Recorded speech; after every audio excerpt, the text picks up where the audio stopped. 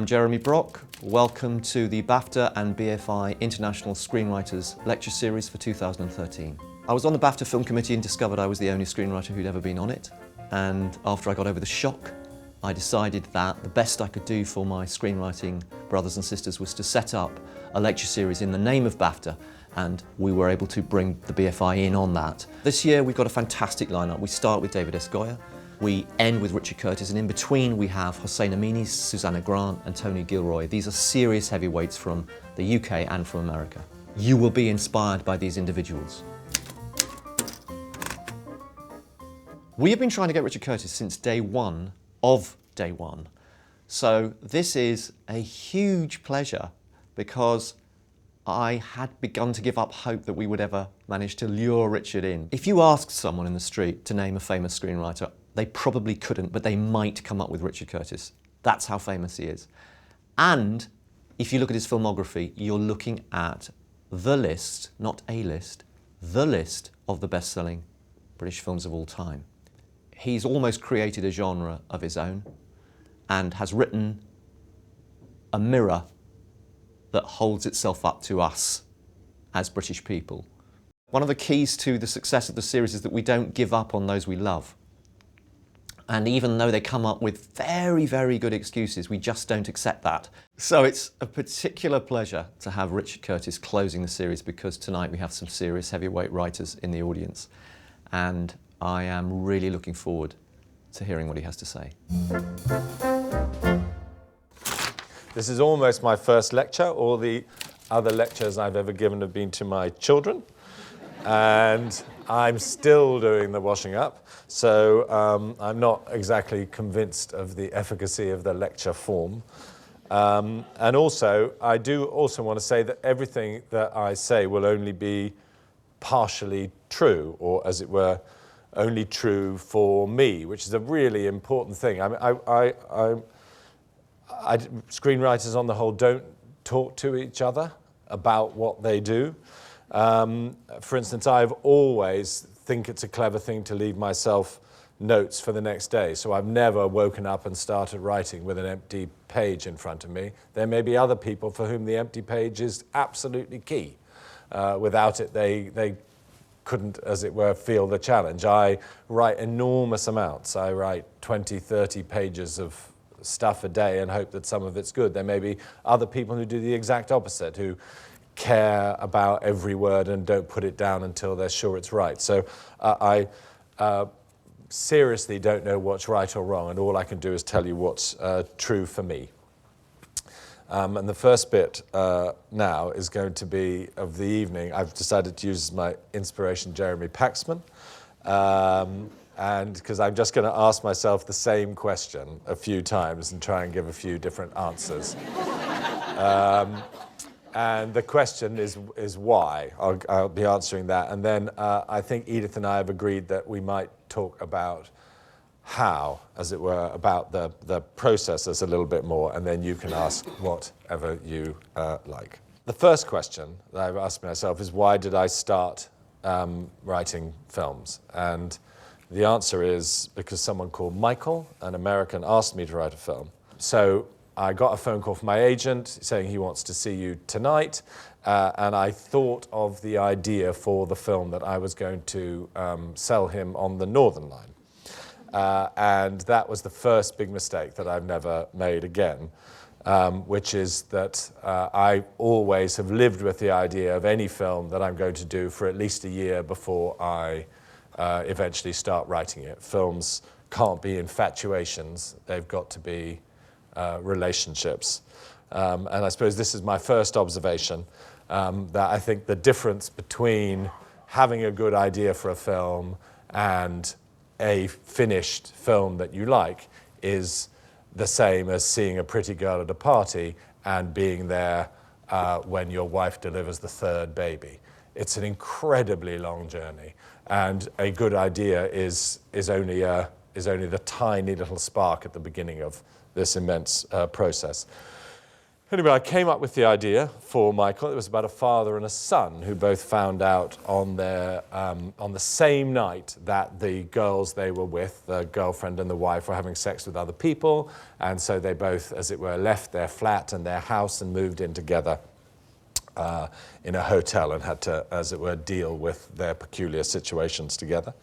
And it was called Four Eyes and Fat Thighs. And I think that's the only thing I really got out of it, because that's weirdly close to Four Weddings and a Funeral. So it was the first. And then I wrote a draft. I went out to LA and I wrote a second draft under the producer's eagle eye in his guest room. And then he put me together with a director with whom I wrote a third draft. And then we handed it in, and we had what I think is quite a typical American meeting. They loved the script. They really loved it. And I asked them, did they have any reservations at all, because their smiles were so big. And they said the dialogue wasn't great. It was too English and a bit too formal. And I said, well, all right. And then they said that the two leading characters were not good because they were both weak. And you needed someone to be able to root for in the movie. And then they said, and obviously the jokes are all very English, so we'd have to think of jokes that would appeal more to an American sense of humor. And then I remember saying to them, that really only leaves the title. And they said, we hate the title. But the strange thing was, they still said, can't wait to get the next draft. So I went home. I was staying with a friend of mine by this stage because I was sort of having a nervous breakdown. I got a self-induced temperature of 103. About a week later, I flew home to England. Metro-Goldwyn-Mayer sued me in perpetuity. I never delivered the script. And that explains pretty well everything about what I have done since then. First, never do a project that you haven't thought about beforehand. Be sure that you're working with people who actually like the work you do, which I think is hugely important. Choose the people you work with really carefully. This director was a lovely man, but I remember when we were talking about the film the very first day, he said, oh, I so identify with this film. When my wife left me, I just went out and had sex with a different girl every night for a month.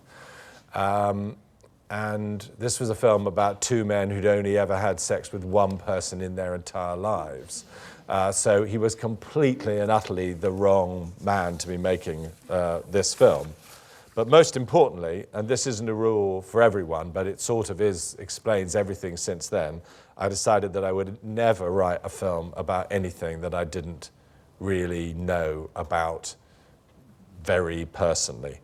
I didn't know, I realized when I was writing the film where Americans shopped. I didn't know what they'd watched on TV when they were kids. I didn't know anything about the structure of their schools. So I came straight home and I wrote a film called Camden Town Boy, which was eventually called The Tall Guy, about someone who lived in Camden Town, where I lived, about someone who had hay fever, which I had, and about someone whose job was to be a straight man to a comedian whose name was, in the script, Ron Anderson, and my job was to be Rowan Atkinson's straight man. So I have always since then basically stuck to what I think is true to my experience and emotionally right for me. So that's why I started on a career of small, personal English films, and was absolutely key. And I think the other thing that was key in the development of myself as a screenwriter was one sentence in William Goldman's fabulous book called Adventures in the Screen Trade, which I would recommend anyone who hasn't read to read, where he said that most directors end up making films that vaguely remind them of a screenplay that they once read.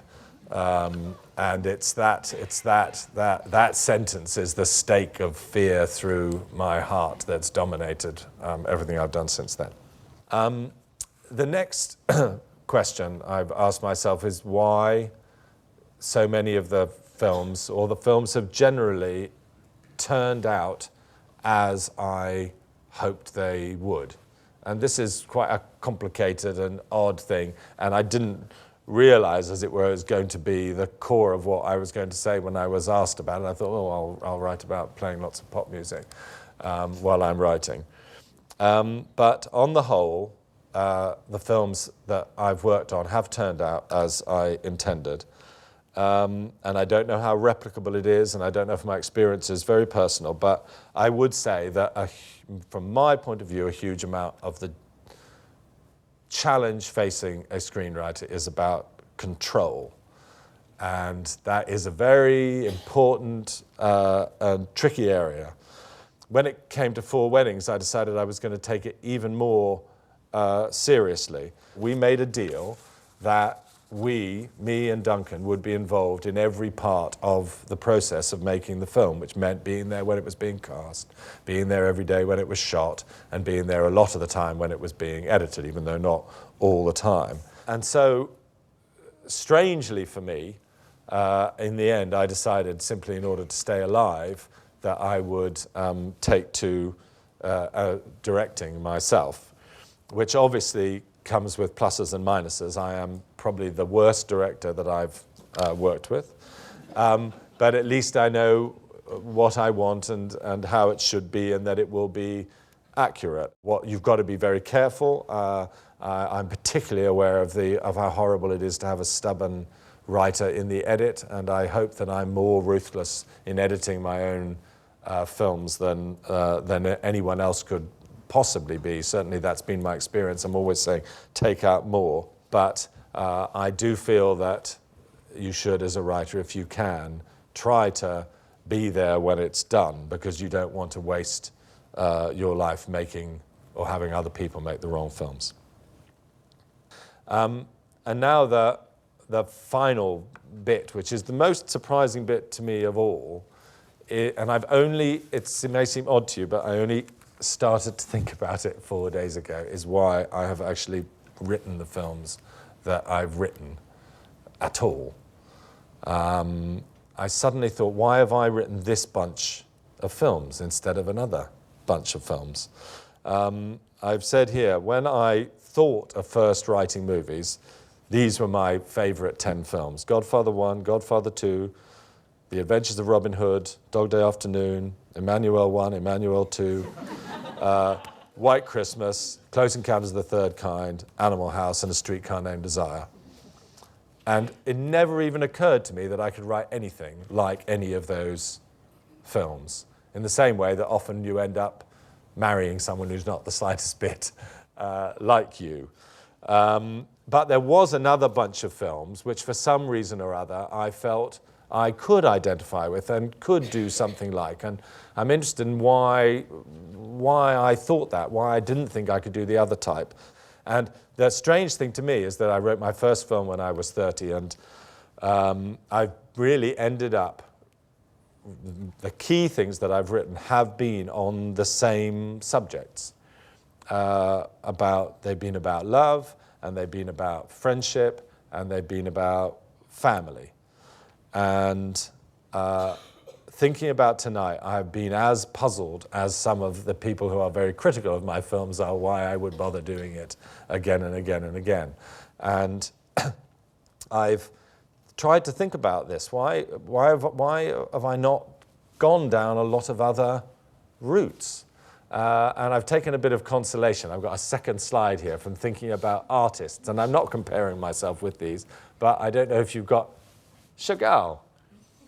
There are lots of cities and lots of cafeterias and lots of soup cans, but every time he sat down, he thought, oh, I know, I'll make everything a bit blue and put some flowers in it, and on the whole, people will be jumping over houses. And then if we just go on and look at the other two, oh, there we go. Must have led a life of great variety, but every time he put pen to paper, these people. And then just the last one, there we go. Really? All he thought, he must have been able to see there were other ways of going about things. but for some reason or other, and I do think that there is a thing about style, you know, as it were, brush to paper and pen to paper, which is the thing that you do, and there's probably not much that you can do about that. And so I've just been thinking that it must be the reason I've written all these films is because the things that I feel most deeply must be about those subjects in my own life.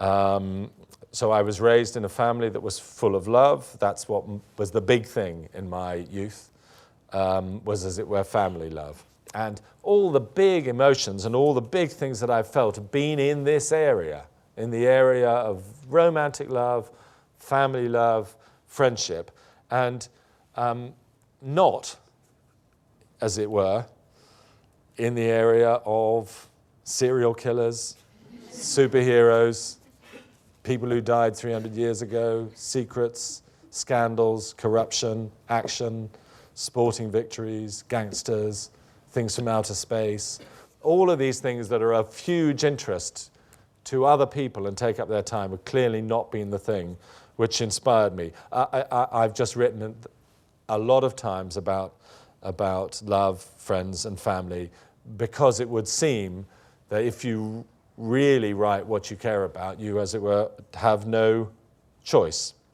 And that must be why I've rarely written about anything else. And maybe that takes me back to the beginning, all the mistakes I made on the first film. I've found that what I do best is when I write what is true to me and what I understand.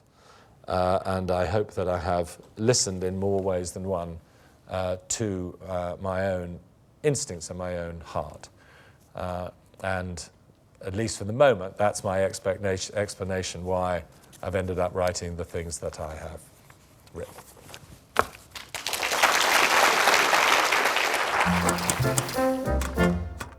Are you ready to relinquish control slightly now? Yes. Good. Glad to hear that. Have you got all the clips I told you that we must have ready? I think so. They're all ready with the big red button up there. All right. Yeah, we're ready? We're good. Okay. Before we get to the clips, though, we've got to start with the question on how you approach writing a screenplay. I mean, just very quickly on that, I've been trying to think, how do I write a screenplay? Because I certainly don't sit down in a month or 2 months. I think the answer is I think of an idea ages before, and then I kind of write a long, weird prose poem to myself with lots of bits of dialogue in it, which is just a discussion. So I say, this might happen in the middle, these might be the characters, this might be the end, this might be the beginning. I mean, I would never write a treatment, by the way. I think they are a shockingly bad idea. I genuinely think that a treatment is the equivalent of a prose description of a painting. I think I will draw a picture of a pretty woman with a landscape behind her and you're not quite sure whether she's smiling or sad. That's the Mona Lisa. But I genuinely think they're nonsense. So I've never done that if I can. And then slowly then I think I write down on cards incidents that are in it and see whether or not suddenly I've got 100 things that start to be in an order that's vaguely sensible, and then I will start having a go at writing. I found it really fascinating when you were talking in your lecture about how involved you are. I mean, is that quite a unique thing for a writer who's not the director of the film to be that involved through that whole process? I think it is, but you know, we've made it work, and it's been complicated. I mean, I think, I really do think of my job as a screenwriter being pretty well equal in the, I mean, actually, obviously, if you're then directing the movie, that bit's equal. My contribution to the directing of the movie was you know, not as important, even I think it's very important to be there. But I think the editing of films, again, it really is a massive rewrite, and it is a extraordinarily important part of the process. And I can't. If I could take you guys through time to see how disastrous at least 4 of the films that I've been involved in have been when they were thought to be finished. it is, I mean, Bridget Jones was catastrophic. Yeah. And the movie we shot, even though every single frame of it was then in the finished movie, it was not the right movie. We just got all sorts of things wrong in the screenplay. Like there were 2 laughs in it, in the whole film. And some of you may have seen it recently and think, well, that's more than I remember. But in front of a crowd, it used to get some laughs. And we were getting completely the wrong reaction to the film. And then suddenly one day we realized that the problem was that Bridget, as presented on film, was a pretty girl in a good job who both Hugh Grant and Colin Firth wanted to sleep with. And it was not a challenging scenario or one where somebody deserved much sympathy or interest. And so what we did quite near the end is we took the saddest scene in the film, which was right at the end when she'd been dumped for the 3rd time by Mr. Darcy, or I can't remember where it was, but it was the last 5 minutes or 10 minutes of the movie. And we made it the credit sequence of the film. So I think it might be interesting to look at the credits of Bridget and see that the reason why people then were sympathetic and liked the film, I mean, we did then cut 15 out of the next 30 minutes to try and speed it up and stuff. But the credits of the film, this was the emotional climax and end of the film until, as it were, she ran through snow. The strange thing is that her emotion is too big for a opening credit sequence, I think. That you can see how that would have been quite near the end of the movie with her in real trouble and really, really sad and everything. But by moving that up, we changed the fate of the Well, I think most women watching that would go, God, I did that maybe about a month ago. Do characters almost have, do you associate characters with certain pieces of music then as well whilst you're writing? Does it go that far? I don't know that it's characters so much as emotional moods, yeah. I think. Talking of emotional moods, if you want to get to a point with something, do you feel like with film and with screenwriting, you need to find a journey to get there as opposed to just saying things as they are?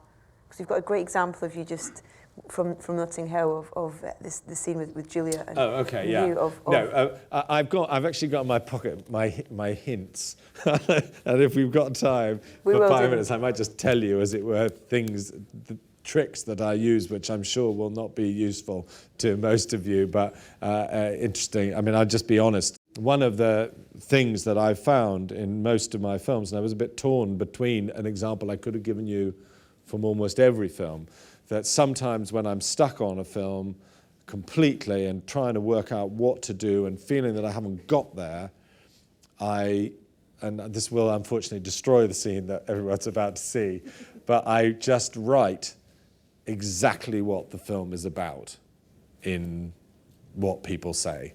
It's so often, and I think it's a bit of a British tradition, I won't quite ever say, well, I let people maybe imply vaguely what the emotional journey was meant to be. Yeah. And I'm quite a believer in going straight for it. So, I mean, this is a key scene in Notting Hill, but if you listen to it again, you're a discriminating audience. You probably thought the first time you saw it, wow, this is exactly him saying what the film's about. But this was me writing straight at Notting Hill to try and say what I thought the film was about.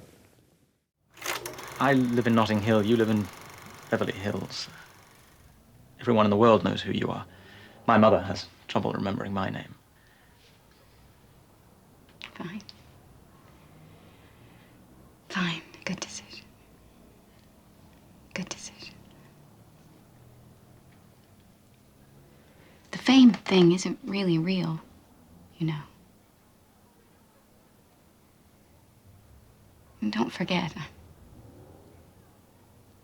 I'm also just a girl standing in front of a boy, asking him to love her.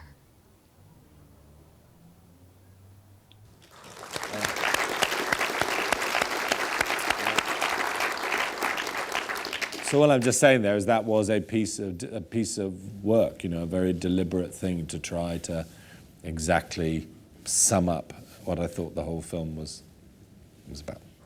How do you know when something's funny? That's quite interesting. You do laugh when you write something funny. I mean, and that is really interesting because when we wrote Blackadder, I used to notice that because Blackadder was quite, you know, constructional. You know, you kind of knew what people would do and how the plot would go, and you could make things funny in a way.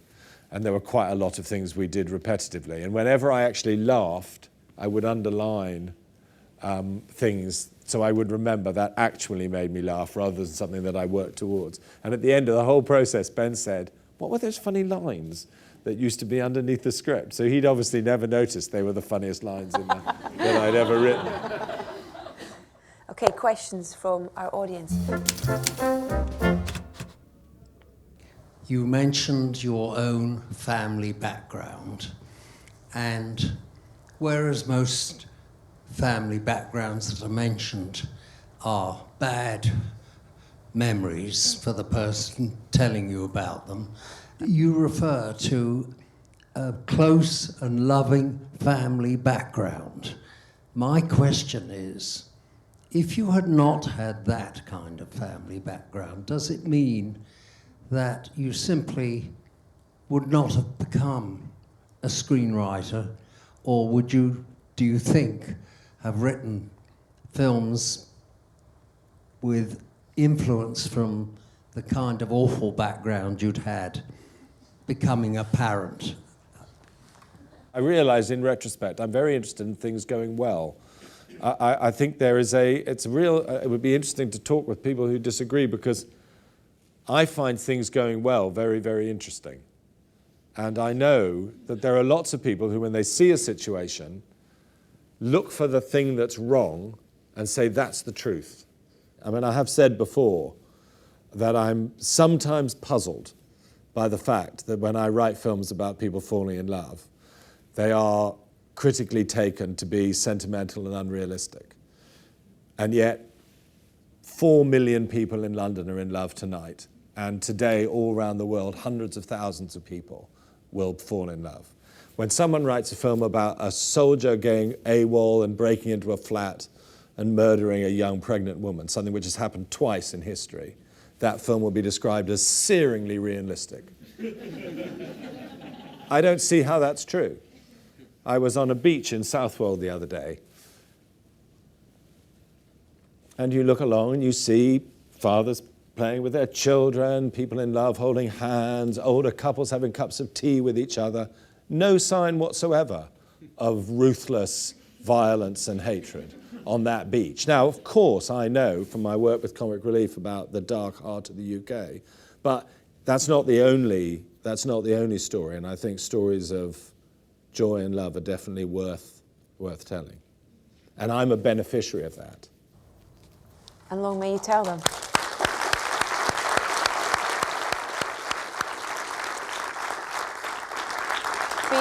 Before we let you go, can we have your tricks of the trade then? All right. We've got to have these. We've got All to right, have so them. I did just write them down. These are absurd.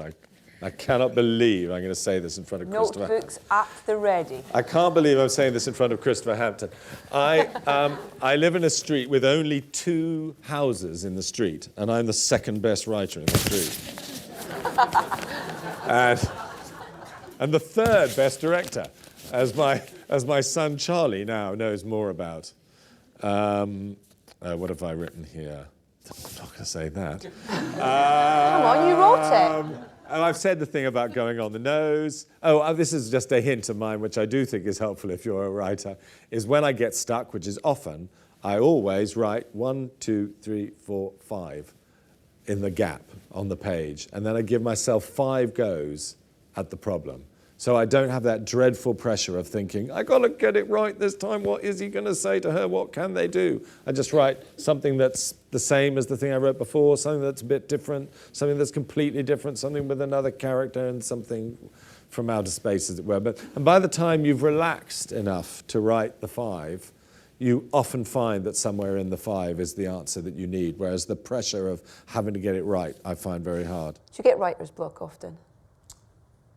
No, I mean, I get completely stuck, and that's when I stop typing and sit down with a pad and write in pencil, so I can't see what I'm doing. This is a bad thing to reveal, but I have to admit that I do sometimes at certain points write, as I say, like a mixing desk. I've got to a certain point and I can see it's all a bit fudgy. And so I say, if you've ever been in a studio when they're making a record, it's so annoying because they turn up the sax and then they fiddle with the sax for 2 hours. And you say, oh God, this is all going to be sax, the whole thing. And then they fix the sax and then they pull it down and it rejoins the track. And I do have some days where I just say, I've just got to do plot. I'm sure there's something wrong. So I just do plot, and then the next day I take down the plot and lift up the character, and I get characters who I don't think are talking to each other convincingly, and they talk to each other all day, and then when I fix that, I reintroduce that, and then I'll do jokes another day. I say it just isn't funny enough, and I'm going to go through it all and try and do that. So that's another, as it were, workmanlike trick that I do. Never leave a blank page in the morning. This is the most important one of all. Don't call your boys by girls' names and your girls by boys' names. It's so annoying when you read a script and the husband's called Carol and the wife's called Alex, and the whole way through the film you can't remember who, why, and then for some reason or other, Alex is giving birth to somebody and stuff. So you can change when the actors have faces, you can call them whatever you like, but in a script, call them by names that are identifiably of the right sex. This was a card just to say, if anybody ever talks to you about the death of romantic comedy, I think that should be ignored, because I think good romantic comedies are funny films about love. And I would say in this decade we've had Lost in Translation, 500 Days of Summer, Eternal Sunshine of the Spotless Mind. These are great, great films about love, probably better than in the 10 years before that, or the 10 years before that. So I think it's just a question in terms of movies about love of rephrasing it and not just going by a formula. Yeah, and then the most important one of all. Oh no, here's one not very important one, which is if you're writing comedy and you want to make something funnier, the way to do it is go to where it's already funny and make it a bit funnier than that. So in Notting Hill, there's a scene where Hugh goes in and he's pretending he's from Horse and Hound and he interviews Julia. And when Tim Bevan gave me his note that he's given on every single film I've ever written, which is not very funny, is it? Then I went to that bit and I thought, okay, so he comes out into I knew that bit was funny, and I thought, how can I extend that bit rather than finding another bit where I had to make it all funny? So I thought, what would happen if he came out in the corridor and then was said, now you can talk to everybody else. So that's just a little practical comedy hint. And then this is the last one I've written, where I say, love yourself. 99% failure is a triumph. And I often do think that. I think when I'm talking to people who are writing, and if I write and there's one good bit, that is an extraordinary day. And I'll end it and I'll think, I really got that bit, and wouldn't it be I can see that being in the final film. And I know that many young writers, they write and they say, oh, it's all shit. And then they say, I mean, there was one bit that might be okay, but the whole day was dreadful. And you've got to just reverse that and see that if you produce anything that's of worth in terms of the life of writing a film, because films are quite quick to write, because they're just dialogue. You could type out a film in 3 days. You couldn't type out a novel in 3 days. But you should, be proud of, hopeful of, observant for anything that's good. Richard, thank you so much for tonight. Could I have a huge round of applause for